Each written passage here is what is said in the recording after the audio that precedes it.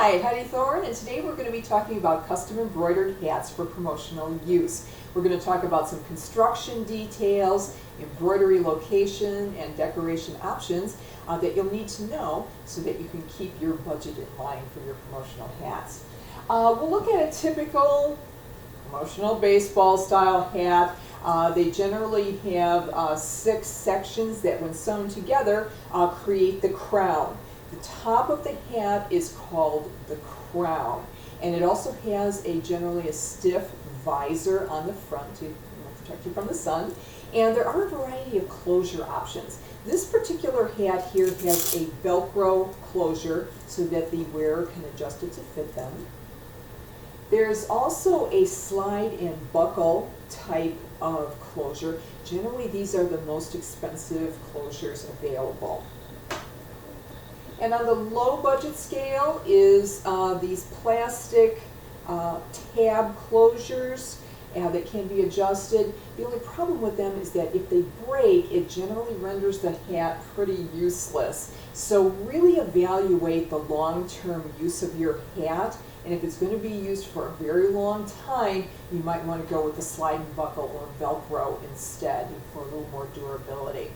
Now the hats can either be structured or unstructured. Now a structured hat generally has some stiffening material in the front so that it sits pretty high on the wearer's head, and it gives great visibility for a logo that is embroidered on the front. Some markets don't think they're that comfortable, but if you are going to choose a structured hat, you'll look at some details like in this particular hat, the structured material is fused onto the front 2 panels.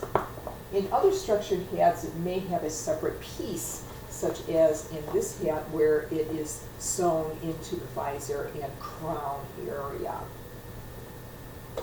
And then there's completely unstructured, which are really soft. There's no stiffening material whatsoever, and generally they have a pretty low profile on the head, and they're very soft, and I found that a lot of women's markets prefer the unstructured, but your market may be different, so really evaluate who's going to be receiving your promotional hats and then choose from there.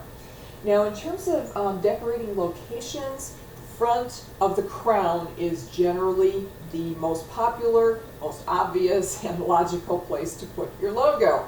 And in terms of the embroidery, this is a pretty simple, straightforward logo. Now, other locations you can consider are the sides of the hat and then in the back above the closure.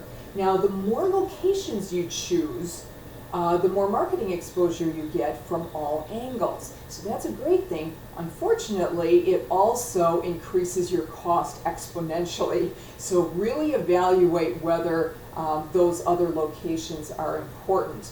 And you can go really, really custom. I'll show you an example of what a super custom embroidered job is. Look at this thing. This is just beautiful. It starts all the way at the back, goes all the way to the front, and onto the visor. It is gorgeous, but it's also very, very expensive.